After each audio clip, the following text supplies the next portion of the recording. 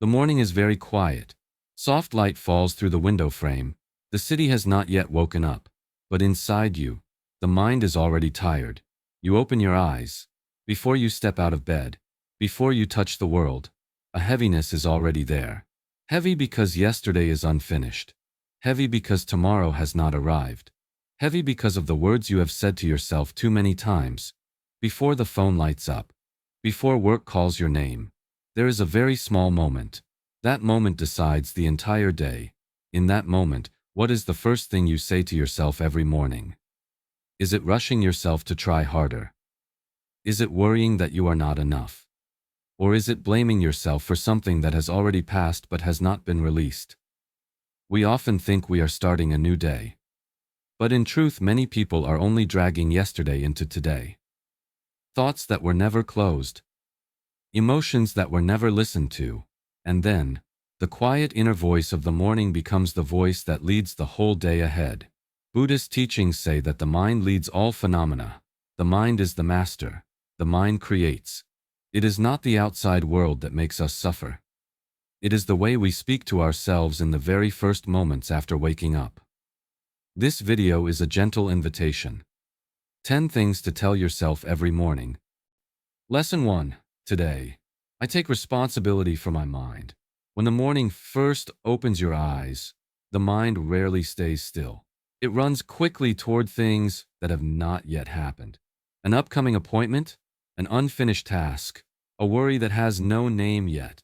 The body is still resting, but the mind has already begun its tiring journey. Many people think this is normal, but according to the teachings of the Buddha, this very moment is where suffering begins to form. In Buddhism, the mind always comes before every experience. A feeling arises, an image appears, a thought follows, then an action is created.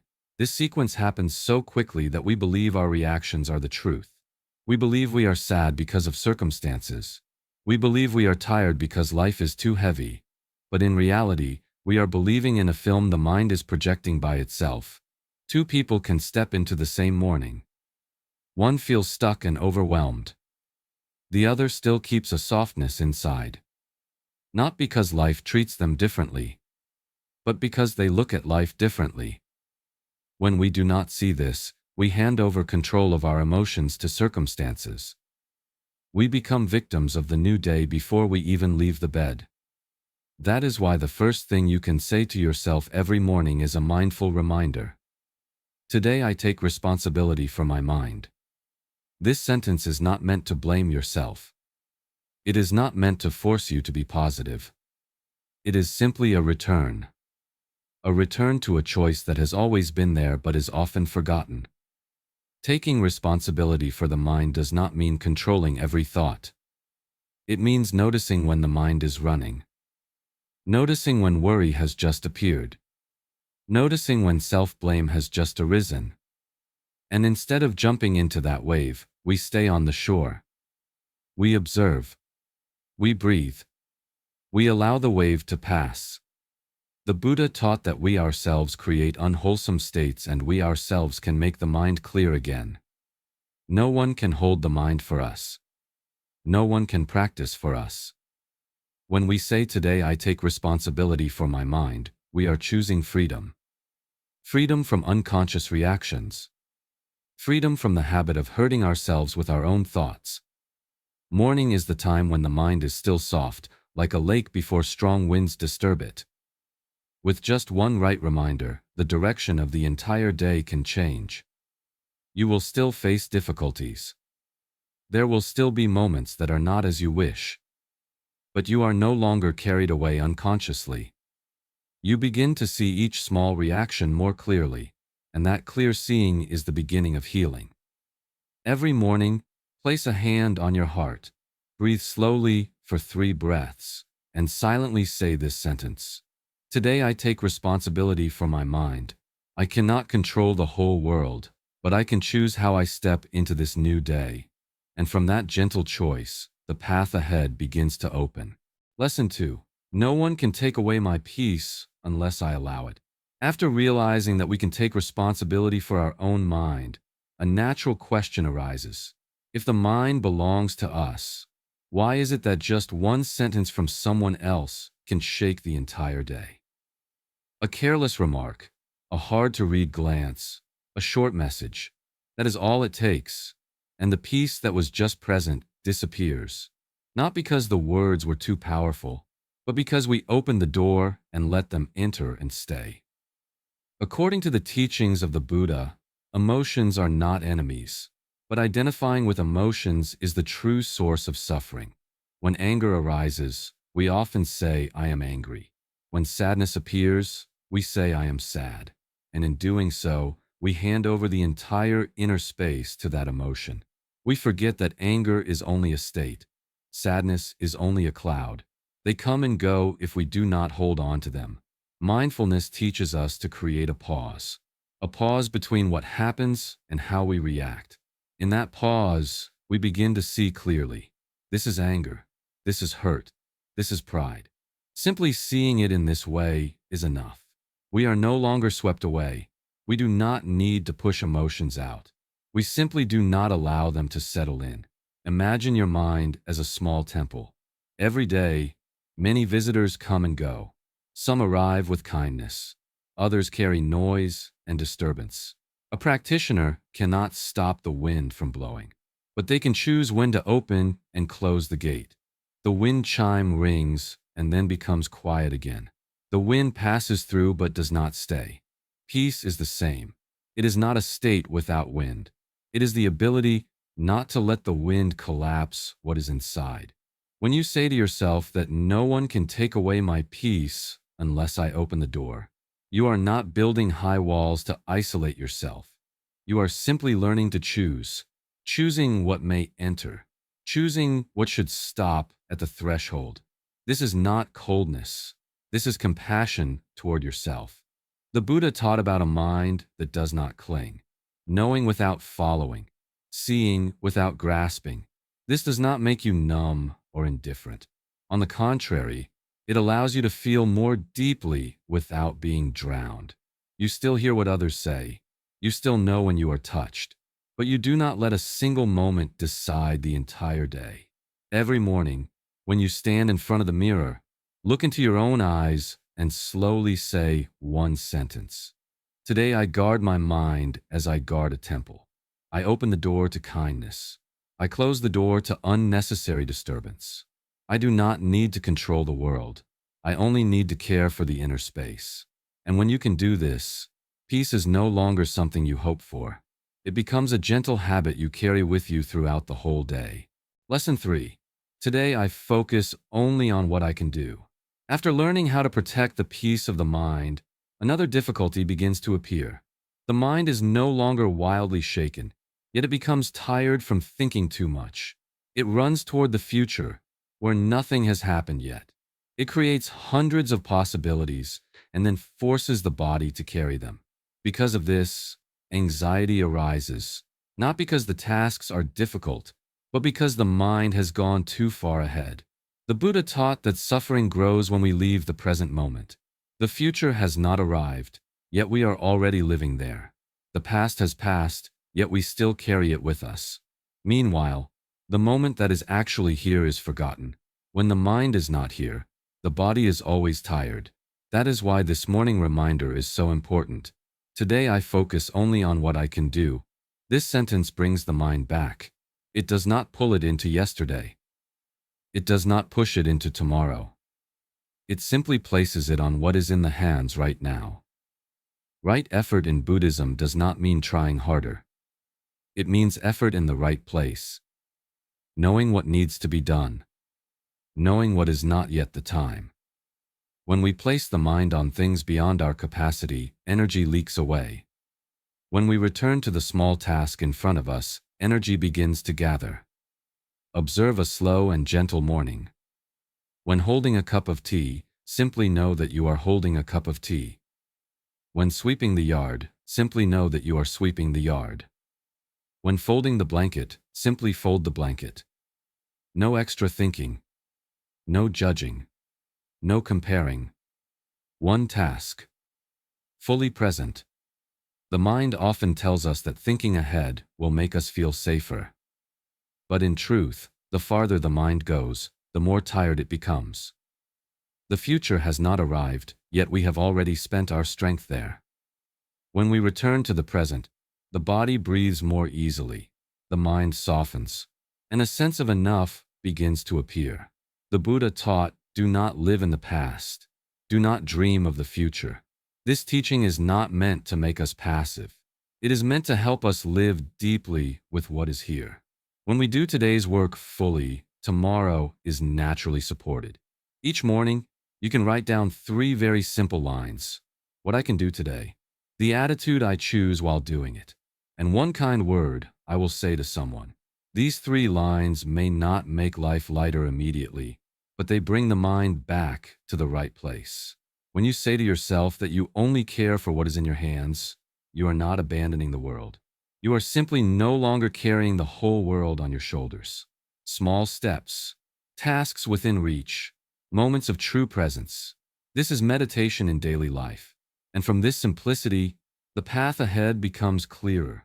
By walking this way, slowly, we do not lose direction. We simply stop running. When we are no longer chasing illusions, we begin to feel the ground beneath our feet and understand that fullness is always present in the steps of this very moment. Lesson 4. My worth is not measured by today's results. After learning how to return to the task at hand, we begin to touch a deeper layer of exhaustion. It is the feeling that we must prove our worth. From very early on, many people learn to love themselves only when they do well. When results are achieved, we feel valuable. When we fail, we immediately turn away from ourselves. That pressure follows us into every morning, quietly but heavily. According to the teachings of the Buddha, all things are impermanent. Success comes and goes. Failure also comes and goes. No state remains long enough to define who you are. But when we forget this truth, we begin to identify ourselves with outcomes. On a productive day, we feel good about ourselves. On an incomplete day, we judge and blame ourselves. This morning's sentence was born to heal that habit. I have value even when today is not complete. This is not empty comfort. It is a deep truth of Buddhist teaching. A person's worth does not lie in what is achieved in a single day. It lies in presence, in the ability to learn, and in how we treat ourselves when things do not go as planned. Buddhism teaches non-self. This means that your true nature is not your achievements, not your status, not praise or recognition. All of these are like the wind. They come and they go. Your real value is like the earth. It is there, quietly supporting every step, no matter which way the wind blows. Effort is still necessary. We still study. We still work. We still try each day. But we do not use results to decide whether we deserve love. When effort is separated from identity, we work with a lighter heart. We dare to try. We dare to make mistakes. We dare to begin again. Look at a flower. When it blooms, we admire it. When it fades, we do not say it has no value. It is simply moving through another phase. Human beings are the same. There are bright days. There are quiet days. No day makes us lesser in our true nature. The Buddha taught not to cling to fame or gain. Not because they are bad, but because clinging to them creates suffering. When we loosen that attachment, the mind begins to soften. We no longer need to win in order to be accepted. We only need to live honestly within our capacity each day. Each morning, slowly say one sentence to yourself. I am still worthy of compassion. I am still learning. This sentence does not stop you from moving forward. It simply helps you stand up without hurting yourself. When there is kindness toward yourself, the path of practice becomes more sustainable.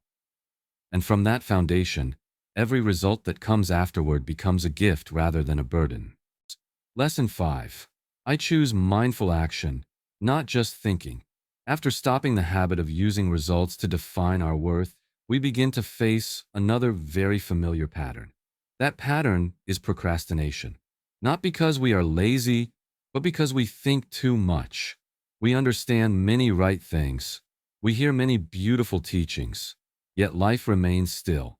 Day after day, we carry good intentions, but we do not move. According to Buddhism, practice does not lie in how much we know. Practice lies in how we live each day. A person may listen to many teachings and read many books, but if life does not change, suffering remains the same. Understanding becomes wisdom only when it moves down into the feet and the hands. Many people wait for a perfect state before beginning, waiting for enough motivation, waiting for enough peace, waiting for enough time. But that state rarely arrives. Meanwhile, each day passes in thought, without any real action taking place. Buddhist teaching reminds us that one small mindful action is worth more than 1,000 thoughts that are never lived. That is why this morning's sentence is very simple. I choose mindful action, not just thinking. And that action does not need to be big. It does not need to be perfect. It only needs to be present. It only needs to be real. It only needs to happen in this very moment. Right action in Buddhism means wholesome action. But wholesome does not mean difficult. It means suitable to our current capacity. It means steady. It means not harming ourselves or others. When we choose one small task and do it with full presence, the mind begins to stop. The body begins to settle, and from there new energy is born. Imagine walking meditation. Each step touches the ground, not walking to arrive anywhere, not walking to achieve anything, just walking to know that you are walking. When the foot touches the earth, the mind also touches the present. No longer chasing plans, no longer trapped in thoughts, only the step and the presence. The Buddha taught that each person must light their own lamp and walk. No one can walk for us. No one can live for us. No matter how good an intention is, it cannot replace a real step. When we dare to take one small step, the path begins to reveal itself. The practice is very simple. Each morning, choose one most important thing and do it immediately for 2 minutes. Just 2 minutes. Make the bed. Sit quietly. Write 3 lines. No bargaining. No waiting for inspiration. Those 2 minutes are a commitment to yourself that today you will live, not just think. Discipline in Buddhism is not force. It is gentleness with structure. It is knowing that we drift easily and softly, bringing ourselves back. When we drop the harsh pushing voice and replace it with kind steadiness, action no longer feels heavy.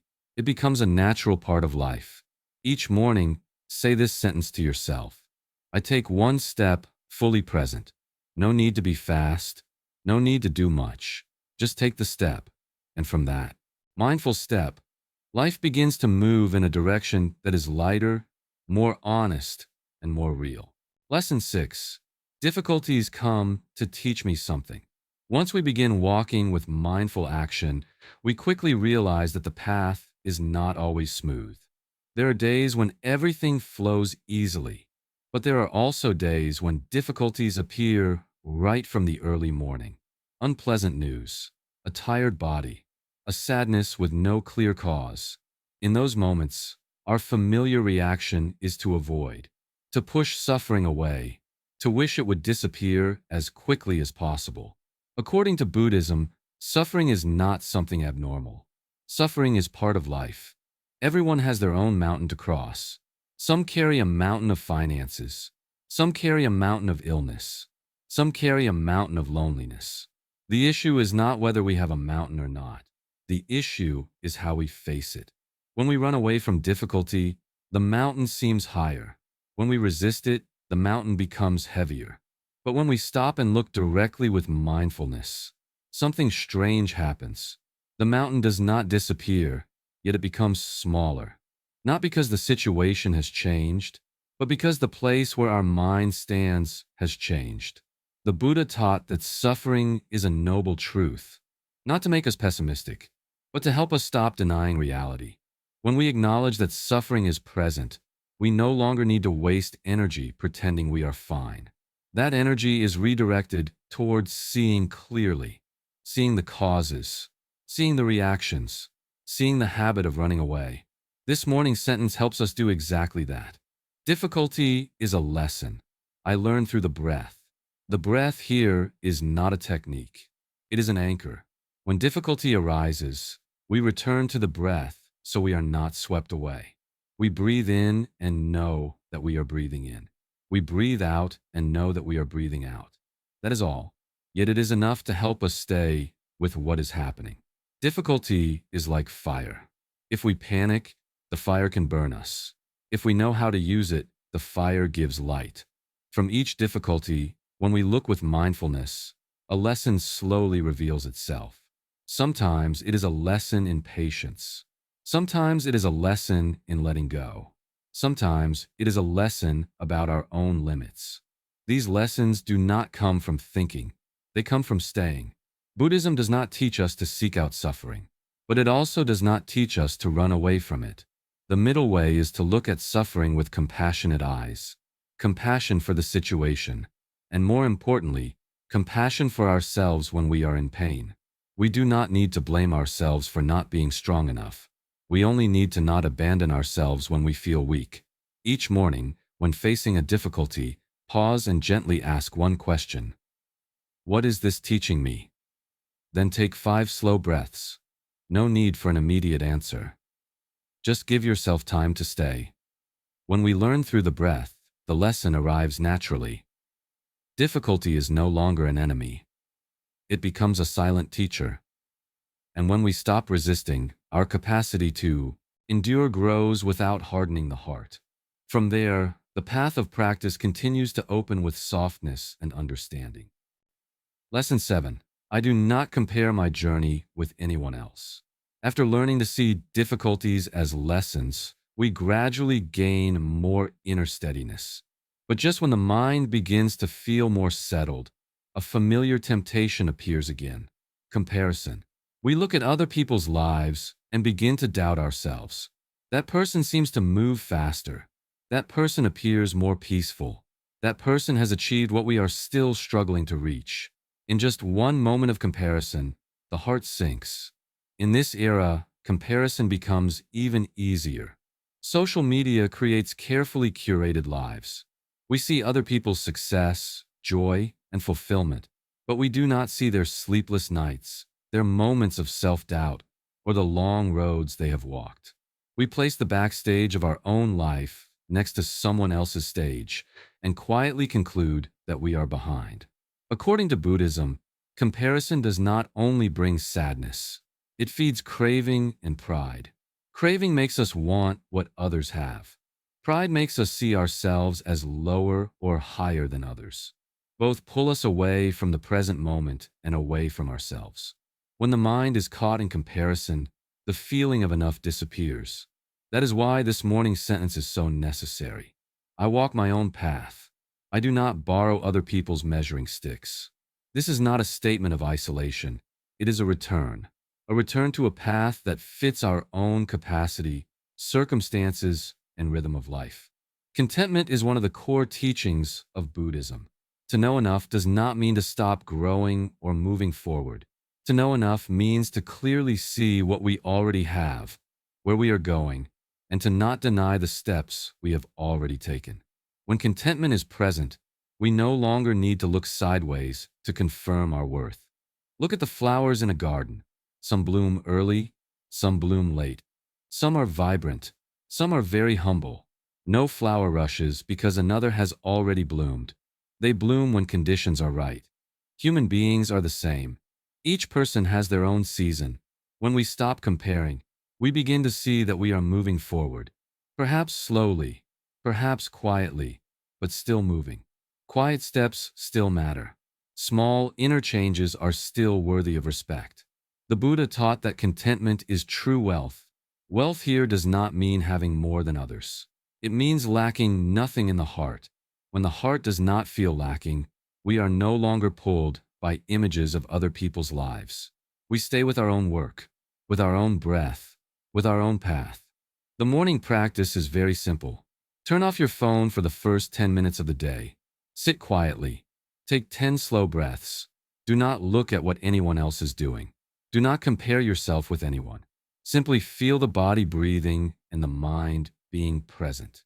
Each morning, remind yourself with this sentence. I walk my own path. I do not borrow other people's measuring sticks. When you can do this, the heart begins to feel lighter. The sense of enough gradually returns. And from that foundation of enough, growth becomes healthier, more sustainable, and no longer harms you from within. Lesson 8. I move steadily without forcing myself to be fast. After we stop comparing our path with others, another subtle temptation appears. The urge to push ourselves to move faster. We want to change a lot in a very short time. We want to become better immediately, and because of that, we begin to use violence against ourselves. Waking up earlier than our body can handle. Working beyond our capacity. Practicing as if we are in a race. At first there may be excitement, but very quickly the body becomes tired, the mind becomes exhausted, and we give up. Buddhism does not encourage this kind of path. The Buddha himself walked through two extremes. One was indulgence. The other was self-torture. Neither led to liberation. From that lived experience, the middle way was revealed. The middle way does not mean moving slowly out of fear. It means moving in accordance with our capacity, moving in a way that allows body and mind to walk together. This morning sentence is born from that spirit. I practice diligently, but I do not harm myself. Diligence in Buddhism does not mean maximum effort. Diligence means steadiness. It means returning each day. It means not abandoning ourselves when we are tired, and not giving up when we feel bored. Many people begin their journey of change with an explosion of effort. 1 week of strict discipline. 1 week of doing everything. Then, because it is too much, everything collapses. They blame themselves for being weak. But the problem is not willpower. The problem is the way they walk. Look at a drop of water falling steadily onto stone. There is no loud sound, no sudden force, but over time, the stone wears away. Not because the water is strong, but because it is consistent. The path of practice is the same. There is no need to do a lot in one day. It is enough to do a little each day. The middle way teaches us to listen to the body and the mind. When the body is tired, we rest. When the mind is tangled, we pause. Not to quit, but to continue for the long term. A person who walks slowly but does not stop will go farther than one who runs fast and burns out. Discipline in Buddhism is not rigid discipline. It is gentle discipline. It is care with structure. It is knowing what we need in order to continue. When we change the way we relate to discipline, the journey becomes lighter, and we are no longer afraid of beginning again. The morning practice is very simple. Choose one small change, just 1% more than yesterday. Drink an extra glass of water. Sit quietly for 2 minutes. Take a few deep breaths. No need for much. Just consistency. 1% today, 1% tomorrow. Over time, transformation happens. When you say to yourself that you move steadily without forcing yourself to be fast, you are allowing yourself to walk a sustainable path. Not brilliant right away, but not broken. Not loud, but deep. And in that steadiness, body and mind begin to trust each other again. Diligence is no longer a burden. It becomes a rhythm of life. A little each day, present each day, not forcing, not abandoning, just continuing. And it is this gentle continuation that opens a longer, more peaceful, and more authentic path for your life. Lesson 9. I look at the new day with gratitude. After learning to move steadily without forcing ourselves to be fast, a new space begins to open in the mind. That space is calm enough for us to look again at how we see life. Many people believe that exhaustion comes from what is missing: a lack of time, a lack of money, a lack of recognition. But according to Buddhism, suffering often grows not only because of lack, but because we no longer see what is already here.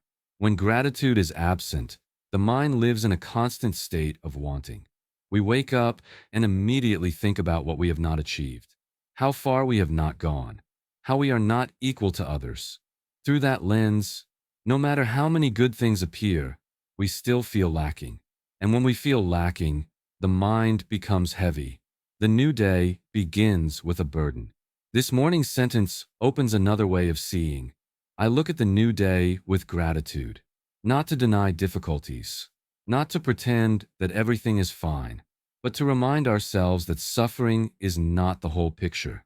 Light is still present, even when it is sometimes hidden. In Buddhism, gratitude is an important practice. Gratitude toward our parents for giving us this body. Gratitude toward life for continuing to support us each day.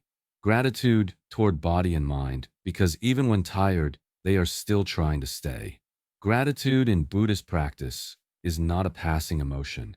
It is a deep recognition of the connection between ourselves and everything around us.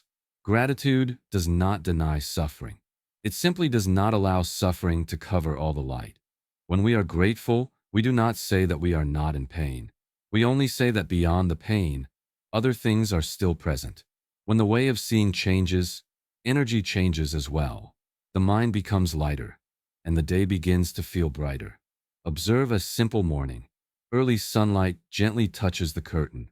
Warm tea steam spreads through the air. A soft bird sound appears. These things are often overlooked because we are too busy thinking about what needs to be done. But when we pause and notice them, a gentle feeling arises. That is gratitude opening the door.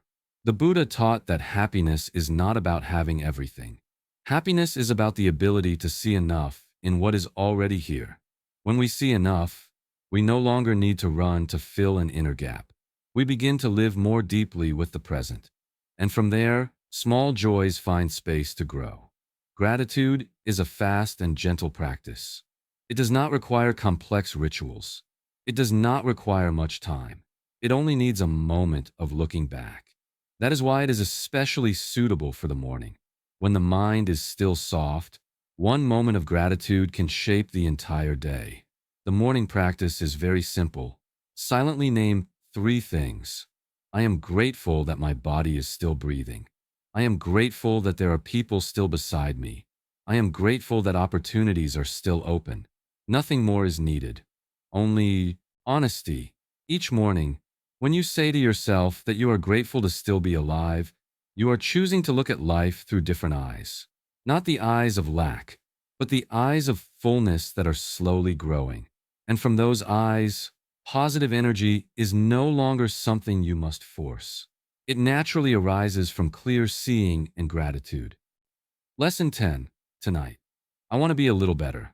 After learning how to begin the day with responsibility, peace, focus, non-comparison, gentleness, and gratitude, this journey needs a soft closing point. Not to evaluate, not to score, but to return and look back. Evening is where the seeds planted in the morning begin to show the first signs of transformation. Many people believe that practice or self-change must come with big leaps, that today must look completely different from yesterday, that progress must be obvious. But according to Buddhism, transformation is rarely loud. It happens quietly, little by little, like water soaking into the soil. What matters is not breakthrough. What matters is not abandoning yourself. This morning's sentence points the mind toward the evening. Tonight, I want to be a little better. Better here does not mean better than others. It does not mean more perfect. It simply means a little more awake than this morning. Understanding yourself a little more. Being a little gentler with yourself. Buddhism teaches that practice happens day by day. No one awakens in one night. No one transforms in a single effort.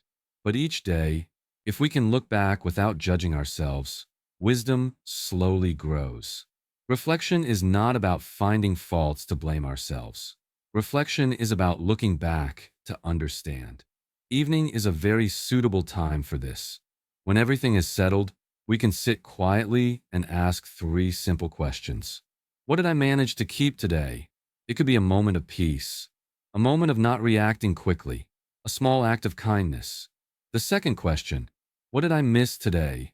Not to blame, just to see. And the third question, how can I adjust tomorrow in a gentle way? These 3 questions form a circle of practice. Not closed, not rigid, just enough to keep us from drifting through the day unconsciously. When we do this regularly, the mind begins to change. Not because we force it to change, but because it is being listened to. Imagine an oil lamp. Each day, only one small drop is added. The light does not flare up immediately, but over time, the room becomes brighter. The inner path is the same. Each day, a little awareness, a little understanding, a little letting go. The light deepens without us even noticing.